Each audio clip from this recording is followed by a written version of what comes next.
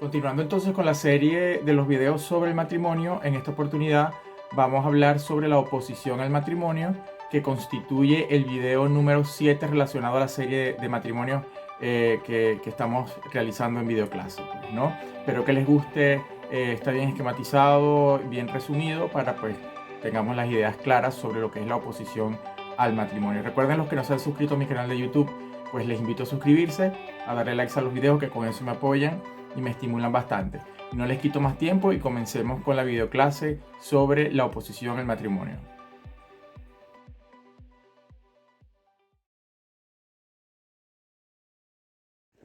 Comenzamos entonces esta videoclase sobre lo que es la oposición al matrimonio, ¿ok? Y podríamos ver y resaltar estas ideas que se encuentran en esta primera lámina, donde se dice que, bueno, que se considera como un recurso reconocido por la ley a ciertas personas y que constituye una sanción preventiva para, por supuesto, evitar que se celebre el matrimonio. Por eso es que el objeto es impedir precisamente la celebración del matrimonio. Y cuando hablamos de la aplicación, cuando al contraer matrimonio se viola algún requisito legal, entonces se puede hacer la oposición al matrimonio para evitar que se perfeccione o se celebre el mismo. En la doctrina, cuando hablamos de lo que es la oposición al matrimonio, pues siempre se resalta la idea de que es una sanción preventiva, por lo que acabamos de decir, ¿verdad?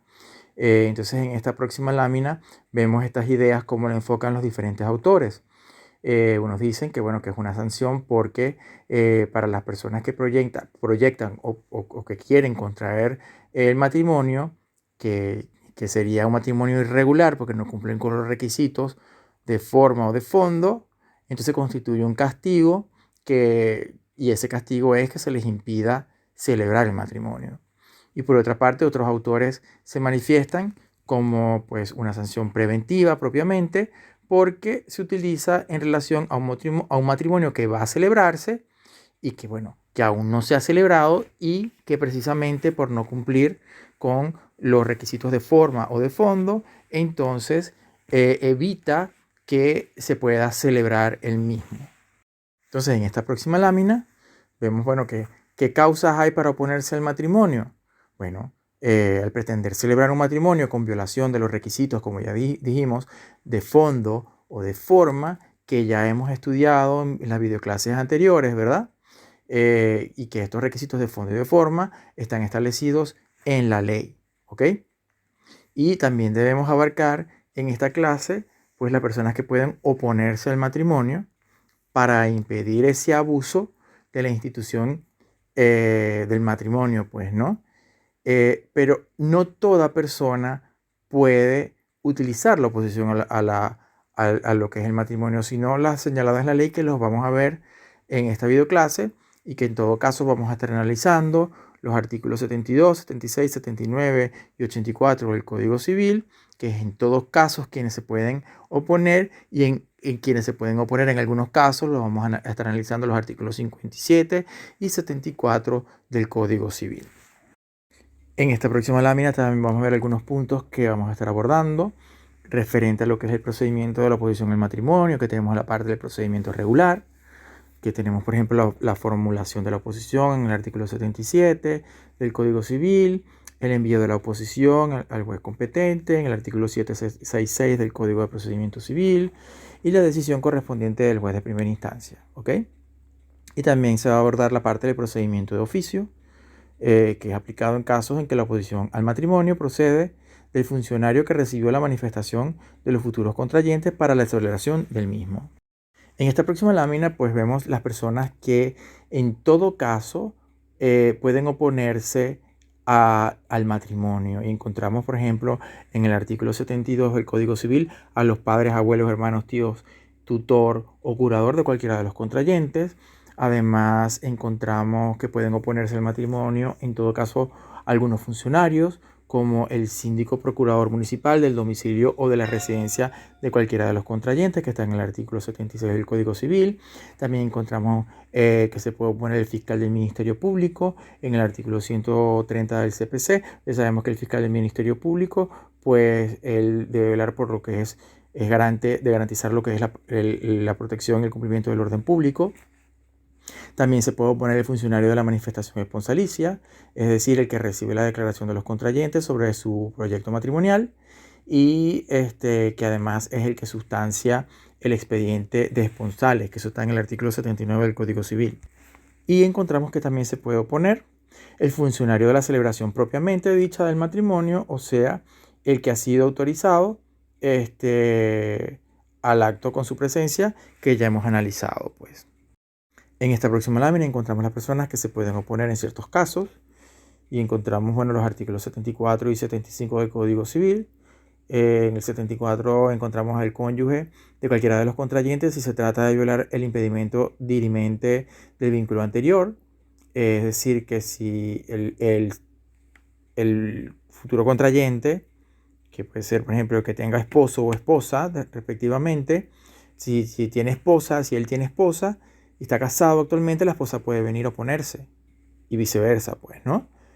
Si es ella quien está casada, entonces puede venir el actual esposo a oponerse al matrimonio porque es que viola este requisito, no puede estar casado anterior, o sea, no puede estar actualmente casado y volver a contraer matrimonio, pues. También el cónyuge de la mujer, si vive cuando ella proyecta contravenir el impediente de turbatio sanguinis. Eso está en el artículo 75 del Código Civil. También encontramos en el mismo artículo los descendientes, ascendientes y hermanos del cónyuge de la mujer, en el mismo caso de violación por estar el impediente de turbatio sanguinis. Y los ascendientes de la mujer que pretende desconocer dicho impedimento de turbatio sanguinis. En esta próxima lámina vamos a hablar un poco sobre la parte de las sanciones penales, porque, bueno, criterio personal que la violación, por ejemplo, de la libertad en el consentimiento matrimonial puede acarrear, pues, por ejemplo, el delito de violencia, que eso está en el artículo 176 del Código Penal, y es la compulsión de una persona sobre otra para forzarla a que manifieste una declaración de voluntad. Es la compulsión física o moral que ejerce una persona sobre otra para obligarla a manifestar su consentimiento matrimonial. La pena normal del delito es prisión de 15 días a 30 meses, pero si se cometió el delito con una autoridad pública, su pena se elevará de 30 meses a 5 años. ¿Ok? Tenemos también en la letra B que aparece en la lámina el delito de rapto. 384 y 387 del Código Penal está prescrito en la ley y únicamente existe cuando la víctima es una mujer. Establece el Código Penal que si la mujer es mayor de edad, la pena es de 1 a 3 años, y si la mujer es menor de edad, pero mayor de 12 años, o si es mujer casada, la pena es presidio de 3 a 12 años. No obstante, sabemos que la legislación actual referida a niños, niñas y adolescentes en la LOPNA establece para los menores de edad un sistema de responsabilidad penal del adolescente, de manera que si fuera menor de edad, pero mayor de 12 años, quien comete ese hecho ilícito, rige entonces el sistema penal del adolescente y por lo tanto queda derogada la pena impuesta en el Código Penal a la mujer menor de edad, ya antes referida. En esta próxima lámina vemos cuando se da la violación de impedimentos dirimentes y podríamos decir que la persona, estando casada, contrae matrimonio con otra persona, incurre en el delito de bigamia, y eso lo encontramos en los artículos 402 a 404 del Código Penal, y su pena será de 2 a 4 años de prisión. También encontramos el delito de incesto, que está previsto en el artículo 381 del Código Penal, y su pena es de presidio de 3 a 6 años. El incesto es la relación carnal entre parientes dentro de los grados en que está prohibido el matrimonio, que ya hemos analizado en los requisitos de fondo, cuando analizamos los requisitos de fondo y de forma del matrimonio. Podríamos decir en esta próxima lámina que también se abarcan sanciones económicas, para que tengamos alguna idea. podríamos decir que la violación del impedimento impediente de consanguinidad, es decir, el matrimonio celebrado entre parientes de sangre sin haber solicitado la dispensa, que es un documento escrito, acarrea a los contrayentes multa de 500 a 2.000 bolívares. Bueno, eso es lo que está establecido en la ley. Eso está en el artículo 131 del Código Civil. También encontramos la violación del impedimento impediente de afinidad, el matrimonio celebrado entre parientes de afinidad, es decir, entre cuñados sin haber solicitado igualmente la dispensa, se aplicarán las mismas sanciones del caso anterior. Eso lo encontramos en el artículo 131 también del Código Civil. La violación del impedimento impediente de tutela, si el tutor contrae matrimonio con quien ha tenido bajo su guarda y no presenta cuentas. Claro, aquí se habla de guarda porque el Código Civil pues, es anterior a la LOPNA, pero ahora sería responsabilidad de crianza, pues, ¿no? Va a perder la remuneración de su trabajo a menos que el matrimonio se celebre bajo dispensa. Y también podríamos hablar de la violación del impedimento impediente de autorización, que el varón que sin tener 18 años cumplidos o la mujer que sin tener esa edad contraen matrimonio sin la autorización de sus padres, entonces son privados de la administración de sus bienes hasta que lleguen a su mayoría de edad. Eso lo encontramos también en el artículo 131 en el ordenal que se indica allí. Para que tengan una idea también, en esta próxima lámina hay sanciones civiles represivas y bueno, según criterio, pues son sanciones más graves que se imponen a los contrayentes de un matrimonio irregular. Solo tienen efecto cuando se violan ciertos determinados requisitos de fondo o de forma del matrimonio. Presupone que el matrimonio ya se ha celebrado, pero afectan a la colectividad. Es necesario borrarlo de la vida jurídica o considerarlo como si jamás hubiese existido. Estas sanciones constituyen la nulidad del matrimonio. Que la nulidad del matrimonio es un tema que vamos a analizar también en otra videoclase. Encontramos también en este recorrido para que ustedes vean que existen sanciones penales, económicas, también existen sanciones aplicables a los funcionarios y existen sanciones penales. Por ejemplo, está el delito de corrupción. En el artículo 71 del Código Civil se prohíbe a los funcionarios autorizados para recibir la manifestación esponsalicia y actuar en la formación del expediente respectivo o en el expediente de certificaciones y justificativos que deben integrar ese expediente, cobrar derechos o emolumentos de ninguna especie. Además, el artículo 95 del Código Civil prohíbe a los funcionarios que intervienen en la celebración del matrimonio cobrar derechos o emolumentos por tal concepto sobre pretexto de su traslado al lugar donde se ha de verificar la ceremonia. La violación por dichos funcionarios de cualquiera de las disposiciones citadas constituye el delito de corrupción, que es de acción pública. También se puede aplicar sanciones a los funcionarios, por ejemplo, del delito de abuso de autoridad, que puede plantearse en materia de matrimonio cuando el funcionario que interviene en la recepción de la manifestación esponsalicia, en la celebración propiamente dicha, ordena o ejecuta, justificándolo en su autoridad y en perjuicio de los contrayentes, cualquier acto arbitrario. El delito referido es de acción pública y está penado con prisión de 15 días a 1 año. Pero si el funcionario obra por un interés privado, la pena se aumenta a 1/6 parte. También encontramos en el numeral tercero de esta lámina el delito de infracción de los deberes. Si el funcionario que debe intervenir en alguno de los actos relacionados con el matrimonio omite o rehúsa cumplir algún acto de su ministerio, incurre en el delito de infracción de sus deberes, sancionado con multa de 50 a 1.500 bolívares. Sabemos que, bueno, estas son multas que están establecidas desde hace mucho tiempo, desde la reforma inclusive, que podrían adaptarse ahora con el ajuste que hubo, pero bueno, que es lo que está establecido en la ley. También con respecto a las sanciones que podrían pues, recibir los funcionarios públicos, pues los funcionarios públicos que al actuar de mala fe o con negligencia violen las normas legales relativas a la celebración del matrimonio, incurren en sanción de multa de 2.000 a 5.000 bolívares cuando tales infracciones no constituyen delito penal. Eso está en el artículo 133 del Código Civil. Tal pena debe ser impuesta por el juez de familia de la jurisdicción. a petición de cualquier ciudadano, y las multas previstas en el artículo 133 del Código Civil deben imponerse a favor de las rentas municipales del lugar donde se cometió la infracción, con destino a la beneficencia pública. Fíjense qué interesante. En esta lámina que es siguiente vemos lo que tiene que ver con el procedimiento, y eso lo encontramos pues a partir del artículo 77 del Código Civil. Dice que la oposición al matrimonio se hará ante el funcionario que haya recibido la manifestación de voluntad de los futuros contrayentes o ante el escogido para presenciarlo, que ya hemos visto bueno, que en la Ley Orgánica de Registro Civil se establece quienes además pueden realizar el matrimonio, pues, ¿no? ¿Y cómo debe hacerse? Bueno, en escrito firmado por el que ha de hacer o por su apoderado con poder especial, en el cual se anunciará la cualidad que da el derecho de formular la oposición y se expondrán los fundamentos de esta, es decir, que hay que justificarlo.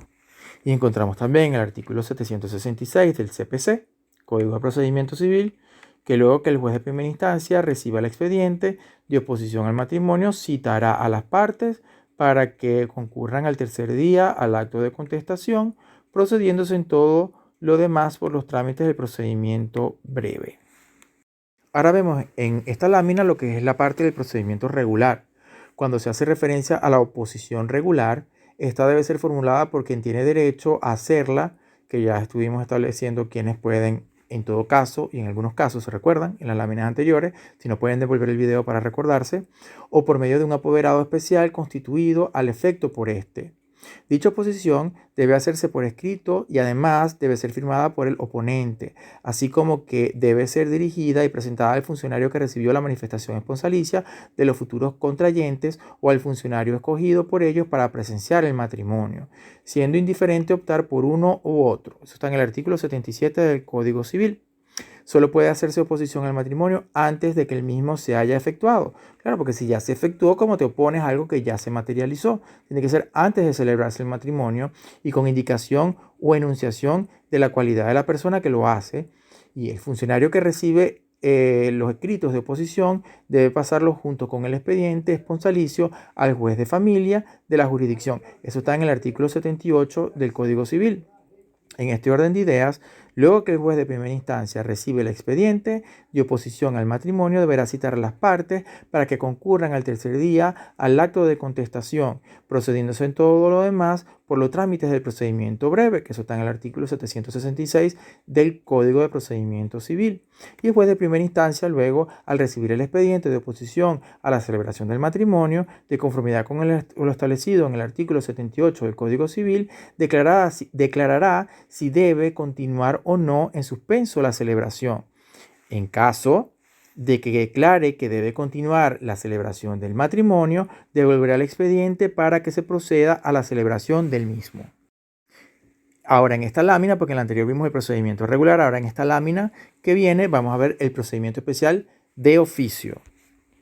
Si alguno de los funcionarios encargados de la sustanciación del expediente de los esponsales o el escogido para celebrar el matrimonio tienen noticias fundadas de que el matrimonio que proyecta celebrarse viola preceptos legales, sea porque el funcionario se ha dado cuenta de ello de manera espontánea o porque ha recibido alguna denuncia al respecto, debe proceder sin pérdida de tiempo a efectuar las averiguaciones del caso y hechas estas, si ve que existen estos elementos, remitirá todo lo actuado al juez de primera instancia con competencia de familia, continuándose entonces el procedimiento como en el caso de la oposición regular que vimos en la lámina anterior, que están los artículos 79 y 84 del Código Civil y artículo 767 infines del CPC.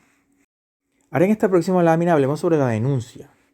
Y como el matrimonio es una institución de gran importancia social, entonces la ley otorga a todo ciudadano la facultad de avisar al síndico procurador municipal de la residencia de alguno de los contrayentes, al funcionario que ha recibido la manifestación esponsalicia o al escogido para la celebración del matrimonio, y entonces se debe denunciar la violación de alguna disposición legal.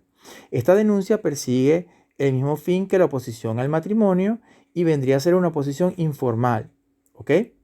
El funcionario que recibe la denuncia debe hacer todas las averiguaciones que considere convenientes y si encuentra fundamento la denuncia, debe oponerse a la celebración del matrimonio. Por eso es que esto es una denuncia, no es la oposición como tal. Cuando se habla de la denuncia en la oposición al matrimonio, es porque la denuncia la puede hacer cualquier persona y la puede hacer ante el funcionario, que ya algunos de los funcionarios. Y estos funcionarios hacen la averiguación y entonces ellos pueden iniciar lo que es una oposición de oficio, ¿ok? Porque debemos diferenciar lo que es la parte de la denuncia con la parte de la oposición, porque la denuncia la puede hacer cualquier persona a los funcionarios, estos hacen las averiguaciones y ellos harían una oposición de oficio. La iniciarían ellos mismos por la denuncia y lo que ellos han averiguado, ¿ok? Y por otra parte tenemos la oposición regular, ¿verdad? Que es cuando los que están facultados en la ley para oponerse en todo caso o en ciertos casos, ellos directamente hacen la oposición. ¿Ok? Esto es una diferencia bastante importante. Porque fíjense que la oposición como tal la pueden hacer las personas que ya hemos estudiado en la lámina anterior, en todo caso, pueden hacerla. Hay unas que las pueden hacer en ciertos casos y están las que se pueden hacer de oficio, que lo hace el funcionario de oficio él mismo, pues lo inicia él mismo por lo que hemos analizado en las láminas anteriores, ¿verdad?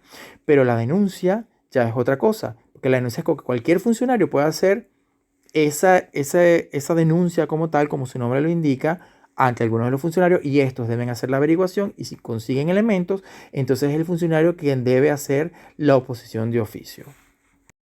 Ya para ir culminando, en esta penúltima lámina, encontramos los efectos de la oposición al matrimonio, que una vez declarada una oposición al matrimonio y sostenida por un carácter legal, se suspenderá la celebración del mismo mientras el juez de primera instancia declare sin lugar la oposición, o sea, cuando que decida. Está en el artículo 78 del Código Civil. Y para culminar, pues encontramos en el artículo 80 del Código Civil, si la oposición se declara sin lugar, los que la han hecho, salvo los ascendientes y el síndico procurador municipal, podrán ser condenados en daños y perjuicios y también podrán serlo los denunciantes y los testigos. Entonces, claro, al final, si es declarada sin lugar la oposición, entonces el matrimonio se puede celebrar. Pero si es declarada con lugar la oposición, entonces no se puede celebrar el matrimonio. Bueno, con esta última lámina, pues hemos culminado un recorrido para que ustedes tengan idea de todo lo que tiene que ver con la oposición al matrimonio. Por supuesto, la oposición al matrimonio está muy ligada con la clase de los requisitos de fondo y de forma, porque a raíz del incumplimiento de estos requisitos es que se puede originar esta oposición al matrimonio. Y bueno, ya hemos estudiado quiénes la pueden hacer en todo caso, en ciertos casos, si la hace el funcionario de oficio, es decir, que el de motus propio inicia el procedimiento de oposición por algún elemento, porque ha recibido alguna denuncia de cualquier persona y él hace averiguaciones y se da cuenta de que si hay elementos para que no se celebre el matrimonio, y entonces él inicia de oficio la oposición y ya sabemos que en quien debe resolver, dice el Código Civil, que es el juez de primera instancia con competencia en familia. Y bueno, con esto ya hemos culminado y dado un recorrido sobre la oposición al matrimonio. Espero que les haya gustado la clase. Recuerden a las personas que no se han suscrito a mi canal de YouTube hacerlo, que con esto pues me apoyan mucho. Y nos estamos viendo en un próximo video. Que Dios les bendiga.